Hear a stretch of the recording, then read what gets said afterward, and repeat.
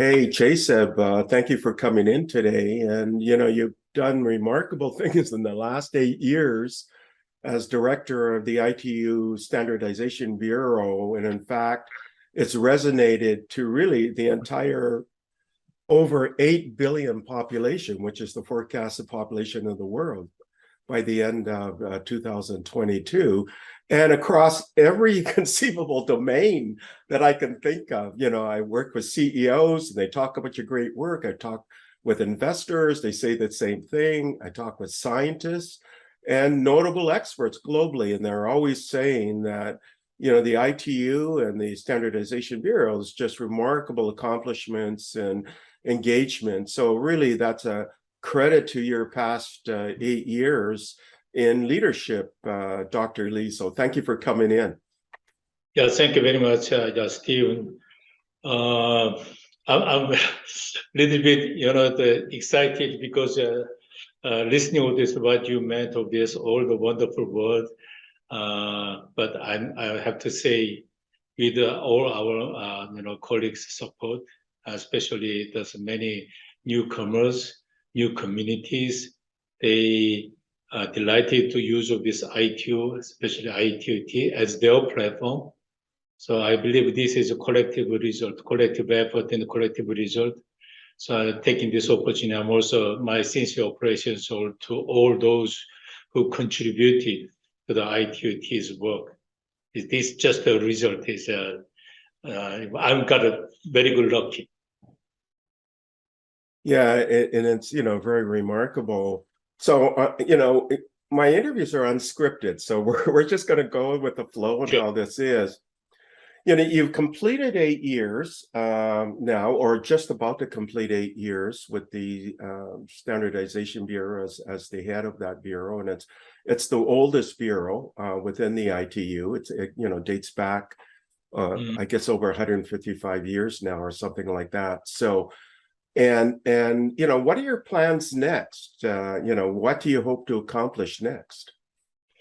Yeah, as you said, this year is my last year as a TSB director.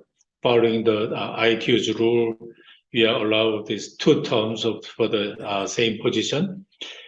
During the last 8 years, what I learned is the importance of ICT is really, really highlighted, which means as a naturally, the importance of ITU's role is also highlighted because ITU is a UN special agency, have a responsibility for ICT development.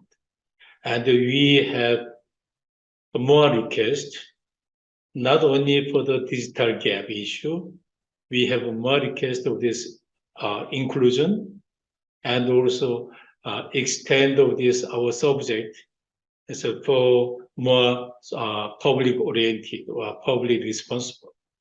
So taking into account of this, all the result, I think it could be good to continue my contribution based on my experience. So I'm now challenged for the Deputy Secretary General at the coming plenipotentiary.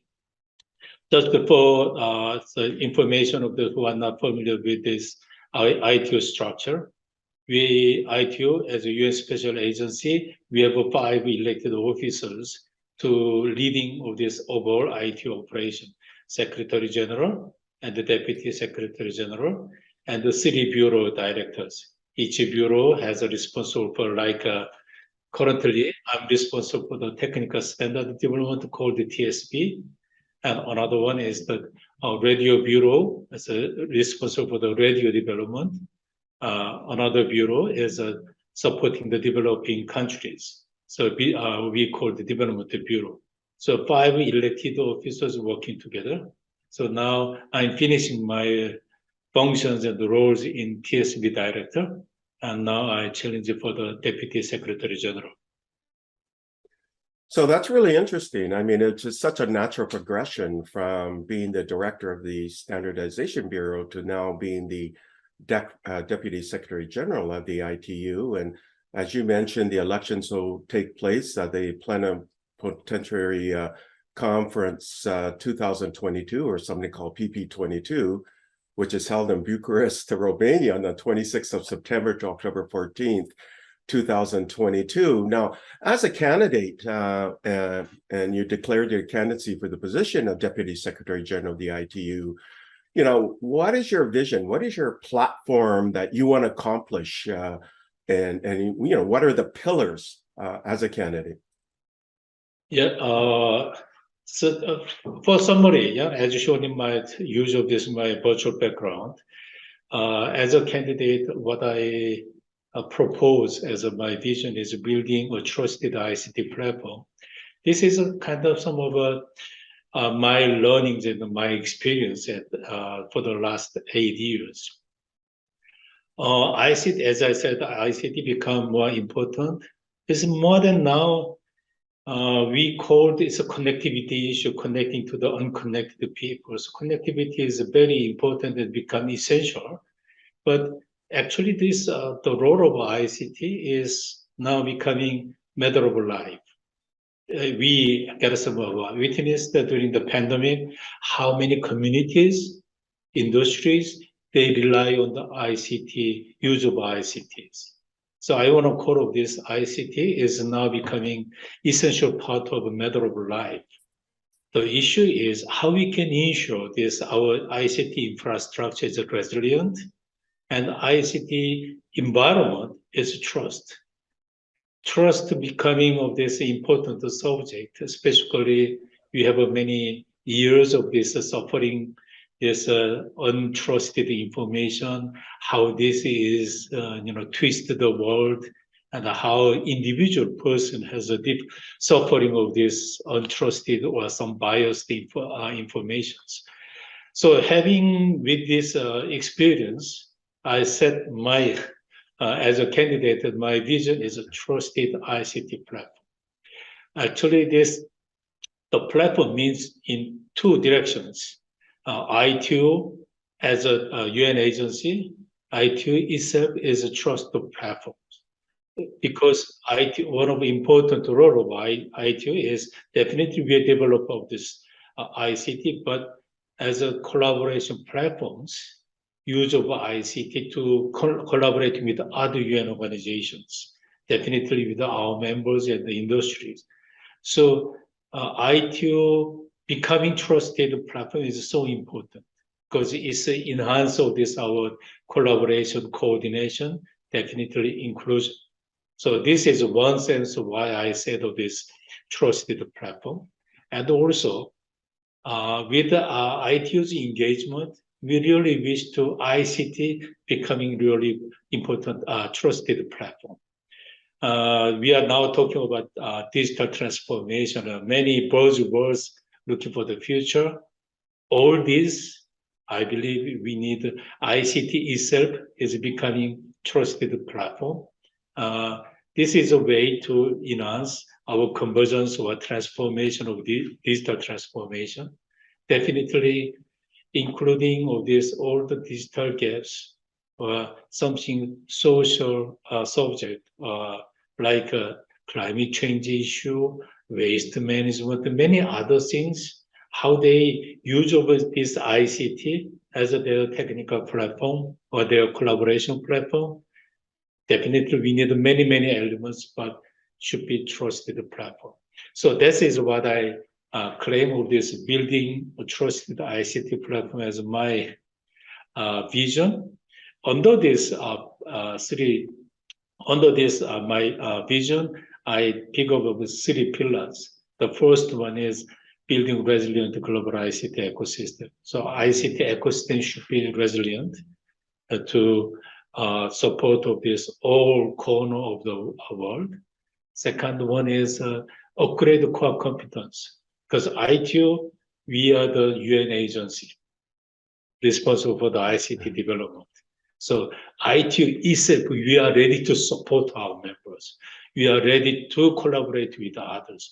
We are ready to bring our value to the world. If not the case, we are really big trouble. Even this is against of this, again, the trusted platform. Last but not least of this, strengthen on ITU. As I said, ITU, we are 3 bureaus and the 5 elected officers operated. We called this federated model. So how working together with this general secretariat and city bureaus is a very important subject we called one ITU. So I think it's with my experience the last 8 years, strengthen one ITU is very useful contribution of this revival of this ITU's role more efficient and effective way. So those are my summary. Sorry for the little long, but those are my summary.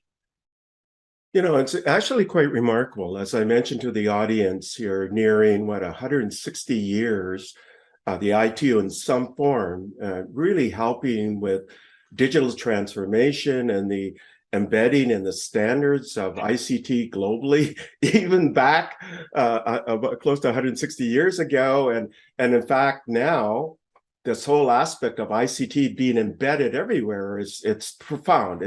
In fact, no country in the world, no community, company, industry, nonprofit can engage today without having ICT embedded in it somehow. And so that's where that's building a trusted ICT platform would be so important from an ITU standpoint, because ITU has been the center of this for many, many years. In fact, you even predate the IEEE, which goes back about 134 years. So. Mm-hmm. And then, you know, you talk about building a resilient global ICT ecosystem. Resilience really came to fore with some of the changes that occurred in the last few years. It's put a lot of stress on ICT globally, and now we know the importance of resilience globally as well. So I can see why that's such an important pillar and working together. And then, as you mentioned, upgrading the core competencies of ITU, which you have so many, by making sure they're current and in line in this collaborative, transformative platform, working with your trusted UN and research communities and business community partners. And in fact, you're really quite unique in this really reaching out to all the different stakeholders, because you've had to, being a standards-based organization for, you know, about 160 years. And this aspect of you have these different parts or business units within the ITU, and that making sure there's a strengthening and working together. So did I capture that right in terms of your vision? Yes, yeah, that's quite right. A very good summarize of this, yeah. Yeah, and you know, you are an ICT organization fundamentally, and it really is backed by your education and your background as well. I mean, you hold a master's in pattern recognition or robotics, and you have a PhD in multimedia engineering. So that's an ICT background. I mean, you can't even get more ICT than that. So now let's mine some of the things that you've done as you know, as the director of the ITU Standardization Bureau. Can we talk about some of the things that you did in the past, because that really indicates that you execute. You're not just thinking and conceiving of ideas, but you're actually executing. So can you talk about some of the development of telecom and ICT technologies and services that you've been involved with directly?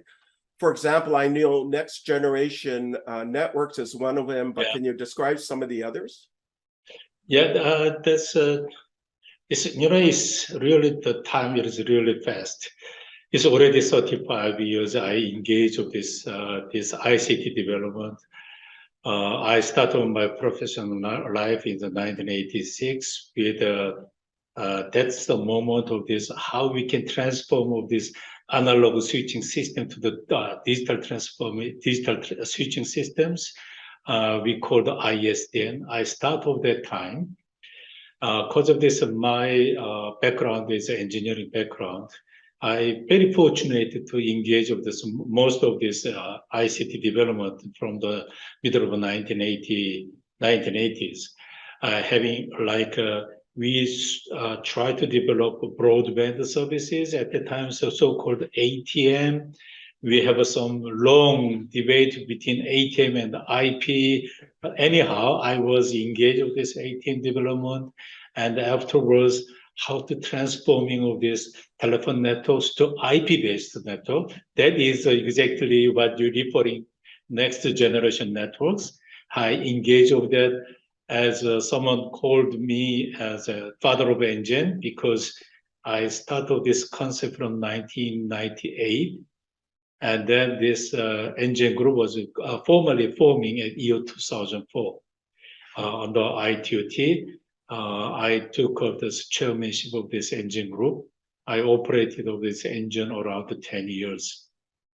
So this is one of my part of this technical engagement. But after the engine, we are expanded to the scope to go support of many other areas. But very recently, we have more, the request for the how to utilize of ICTs, especially during my 8 years as a TSB director. I got a benefit to look at this again of this the fast development of ICT like 5G is came to us and how to support the fixed networks to 5G, how to utilize of this 5G, and in addition, AI machine learning is back to us.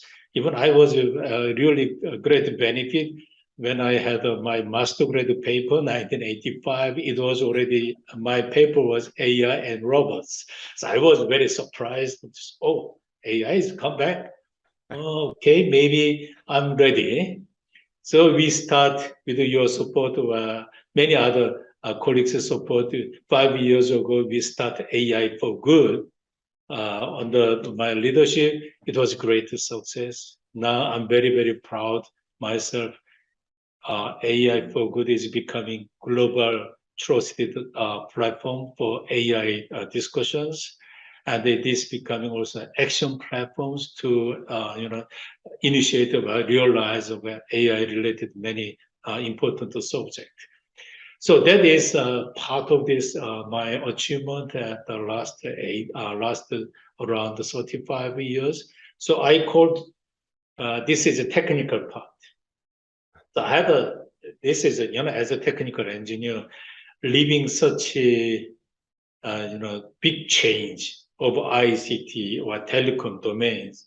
I think as I lived 3 different circles, as I said, digital switching systems and the broadband and the all IP. Now we have another one now coming.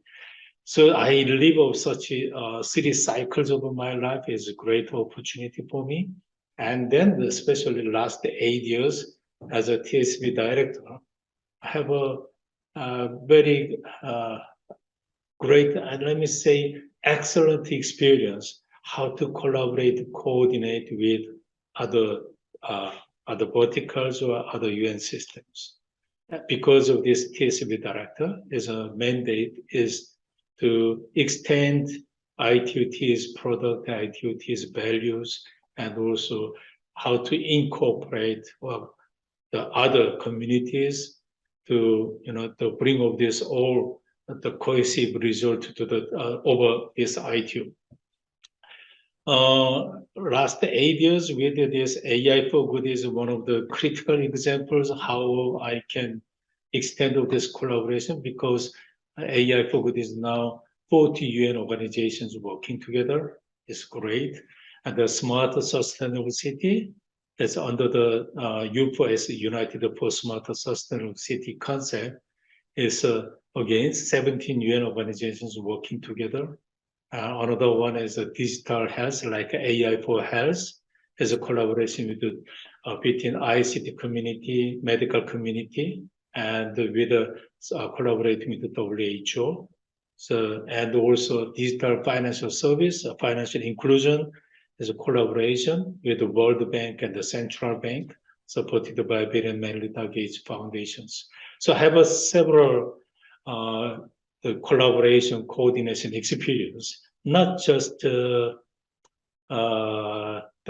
high-level aspect, but also implementation. All I meant of this is really implemented in many countries, many cities, like Smart Sustainable City, around 200 of the cities, they are implemented based on our standard. So that is my achievement, if I say this achievement during last 35 years. So technical element and the political element. So now I call myself techno-politician. I becoming techno-politician. Someone questioned me of this. Oh, why this? And the first time to hear that, I called myself. I don't want to be polytechnician because I'm a technical engineer, but techno-politician. This is my value. Bring as a Deputy Secretary General, technology-based, good knowledge of this technical experience, bring to the political discussions. I believe this is a very useful contribution. So let me give some perspective. I'll try to summarize what you've talked about. So you talked about starting as a researcher at Korea Telecom in 1986, and then after 17 years, you went to the Electronic and Telecommunications Research Institute, or ITRI, which is really famous. Yeah. It's one of the foremost research institutes in the world, where you were there for 8 years. And then you went to the Korean Advanced Institute for Science and Technology, CASE, again, very, very famous, where you're a senior advisor, and then into future planning with the Korean ministry. And Korea is actually ranked #1 in many, many areas now. And in that journey of Korea becoming #1 in so many different areas, that you were part of that process, you and your colleagues, and of course, constantly collaborating. In fact, when I work internationally with different governments, they always mention how collaborative Korea is, how much they share. South Korea shares what they know. And so I can see that aspect in the work that you do now. You're very collaborative. You work with CEOs, you work with investors, you work with the other UN agencies, you work with country governments, and you're very collaborative and reaching out. And I guess that's where you talked about sort of the technical part, but also this collaborative part, or you call it the political part of being a leader.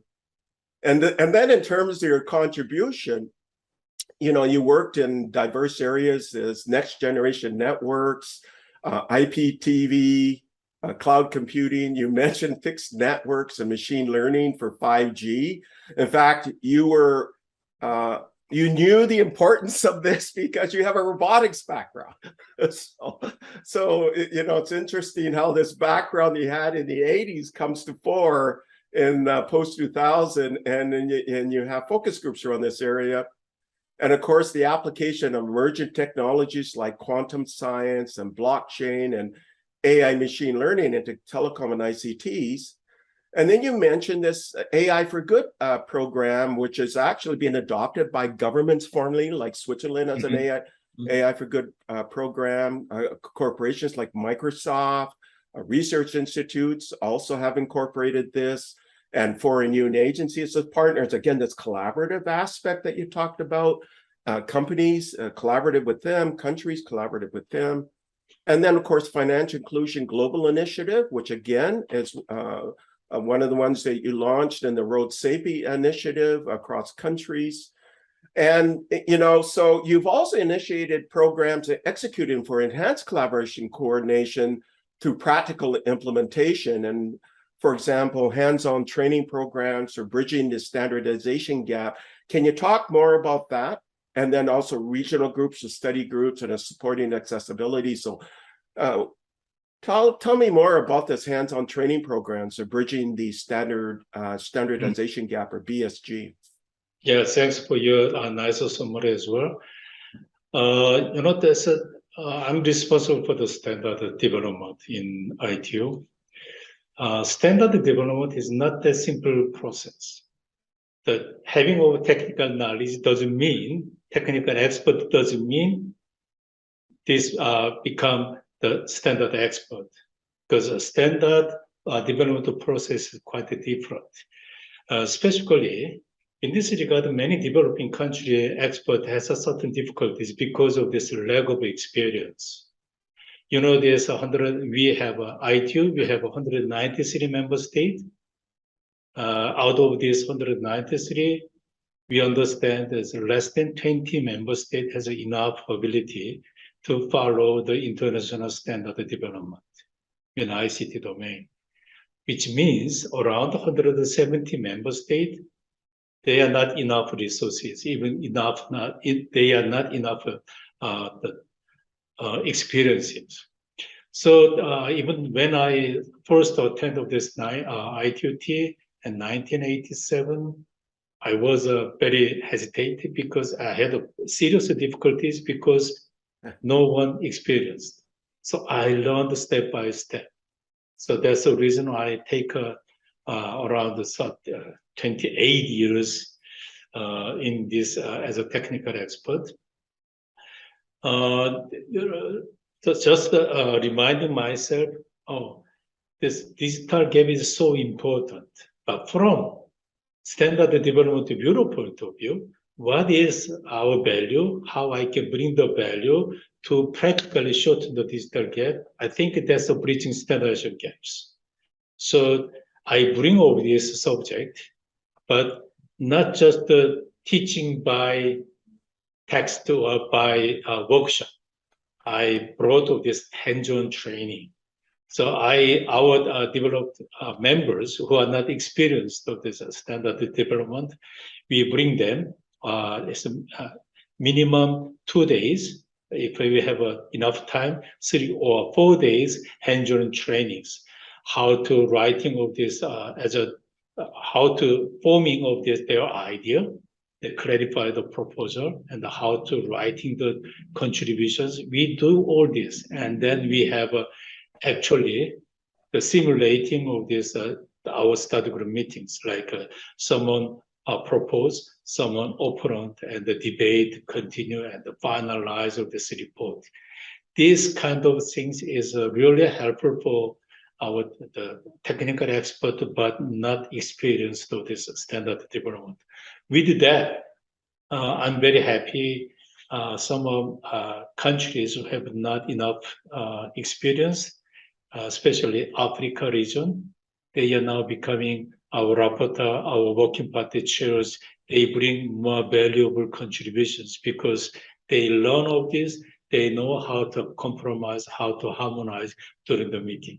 So our meeting is getting more efficient, and the members are really appreciative of this program.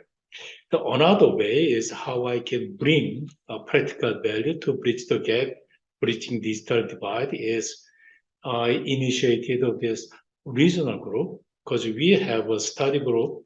This is main drivers of our standard development, but many of the regions, they have a region specific requirement. And the region have their own use of their own language. Time to time, this region is very specialized. It's difficult to bring directly to the international community, like our main study group. So I started this, one of Africa, create of this study group 13, their regional group, and they get together in this region, save the money or save the travel cost, but they use of their own language, and they develop, they discuss, they identify some requirement, some of it, the architectural or functional request. Then they, if they reach this is good enough to bring the international community, then they submit a contribution. So with that, the regional group is again contributed to activate the regional discussions.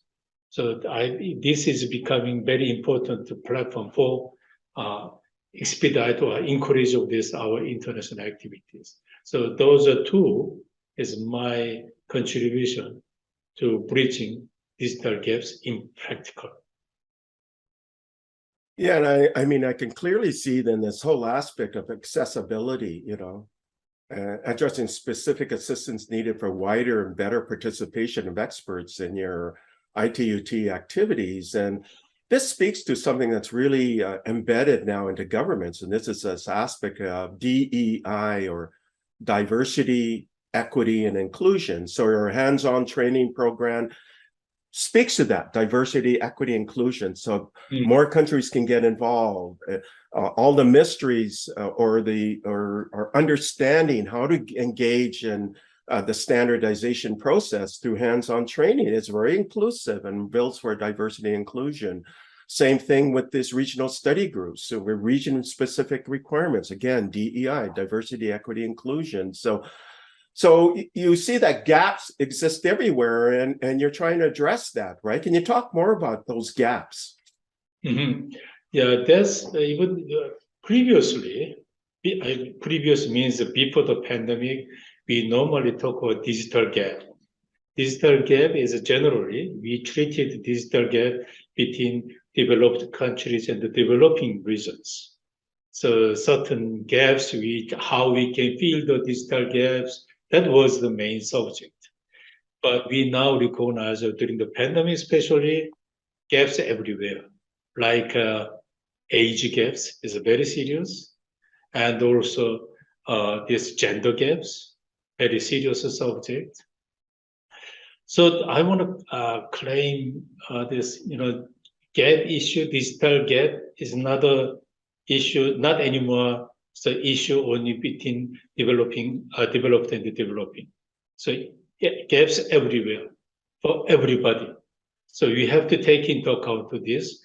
So as I said at the beginning, ICT becoming matter of life. Can you imagine with this matter of life, there are certain gaps. We really want no one behind, no one, excluded from our service. Everybody have a more get the fair, the equal opportunity to use of that. So this is again, we change our mindset how we can address of this gap issue, especially digital gaps. Even accessibility is another important subject to support all this, but not just accessibility is like previously we called handicapped people, but everybody become of this. Even myself, I need a certain functions. I need a very special assistance. So we have to address. So we now understand all generations have different gaps. So how we can fill all this gap is a very important challenge for our future. Well, it's become such an important aspect of the world today, and just a remarkable career and continuing to do so in this transformational leadership. And you are so inclusive, you are so collaborative, and you are willing to work towards that collaborative and transformative aspects, what's required in the world today. Quite remarkable and quite outstanding. You are Dr. Chaesub Lee, or Chaesub as you're known to your friends and to many. So let me just kind of summarize what we talked about, and then I'll ask for your final sort of conclusions and recommendations to the audience. So first of all, you've been in the field of telecommunications and ICT for 130, or I should say 35 years, as a technical expert for 27, and as an elected official of ITU for the past 8 years. And it's really a perfect combination because you've got a strong ICT background. And you contributed to the development of diverse areas as next generation networks, the IPTV, cloud computing, and fixed networks, to emerging technologies.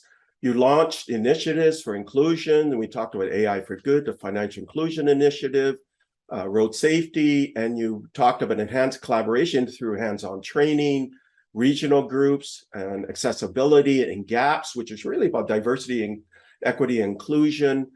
And we spoke of your really fundamental background technically, because you've got a master's and a PhD in technical areas, together with serving as a researcher with some of the most famous groups in the world today, like ITRI, and also the Korean Advanced Institute of Technology and Science, and the Korean Ministry.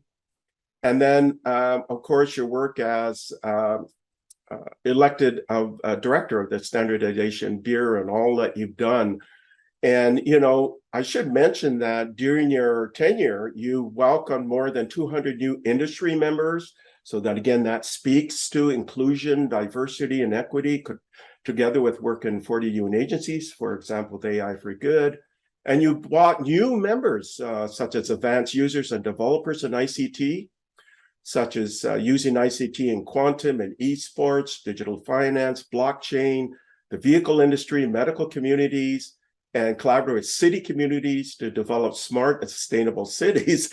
I mean, it's just outstanding. And then, of course, you now presented your candidacy for the position of Deputy Secretary General of ITU, which will be held at the Plenipotentiary Conference in Romania, December 26th to October 14th.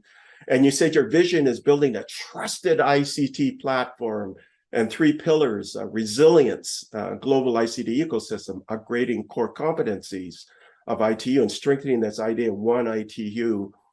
And people can find out more on the ITU website, the PP22 website. ITU has your vision and videos of what you're doing. So again, such a complete and comprehensive history of inclusion, diversity, equity, innovation, initiative, collaborative, really brilliant in so many different aspects, but a sharing with your colleagues and a sharing with the world, with countries and different communities and so on. Did I capture what we talked about? Yeah, as usual, you are very well captured, very well summarized of this from my experience. It's great. So what I'd like to do now, and this is the final question of our chat, of our open dialogue here, is do you have any sort of other thoughts that you lend to the audience and some recommendations? And that will be the end of our dialogue today. Yeah, thank you very much again of this.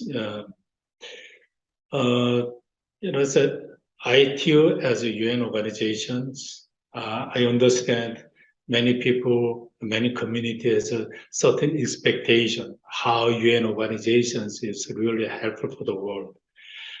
Critical example is UN Sustainable Development Goals 2030. Why they called 2030 is a target year. So we are not just talking. Yeah? We want to have set our goal, our objective. So all UN organizations is really step by step working together with this to reach of this objective. So I think it's the important thing of this ITU, also how we can practically move. For example, is the digital transformation. This is not a simply binding toward digital transformation. Digital, we need a very clear understanding, very well understanding what is the digital technology, how this digital technology influences, what kind of new technology, new development will come. We have to understand. Without understanding, talking about digital, maybe it's a waste of time. But also, transformation is a very complicated process. This is a much, much bigger, more than a change. I called this, we need a transformation, need chemical binding. I called convergences. And because of this, I believe the transformation needs very well understanding of this other industries, other communities, their environment, their regulation, their governance. So this is, if we have both two, we may successfully implement digital transformation. Digital transformation in many areas, digital farming, digital health, so digital finance, many, many areas. We need such a collaboration. ITU should be important role as providing trusted ICT platform.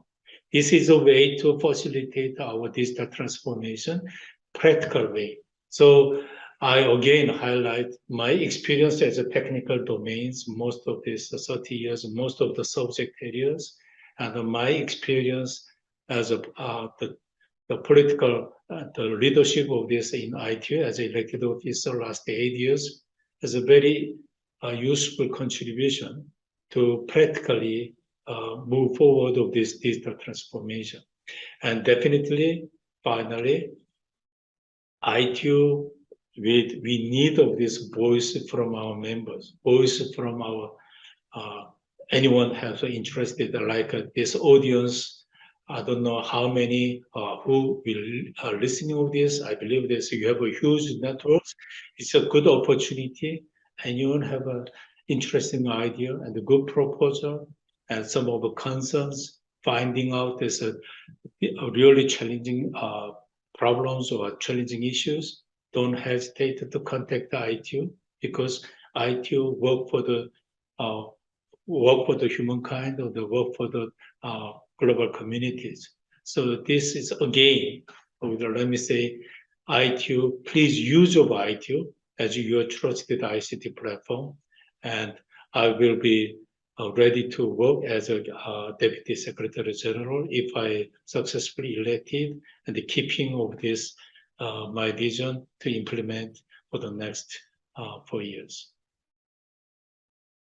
You know, that's so compelling. It shows commitment and passion and caring, and you know, just so moving in terms of your vision and the objectives for the benefit of the world and the benefit of humanity, and also the benefit of countries and business communities, and also research communities and education. I mean, it sits across all the different communities and stakeholders are out there. That's your vision. It's just quite remarkable. And you have a remarkable history of bringing together all the communities too, and working in collaboration with all of them. So, you know, Dr. Chaesub Lee, thank you for coming in and sharing your wisdom and your deep insights with our audience.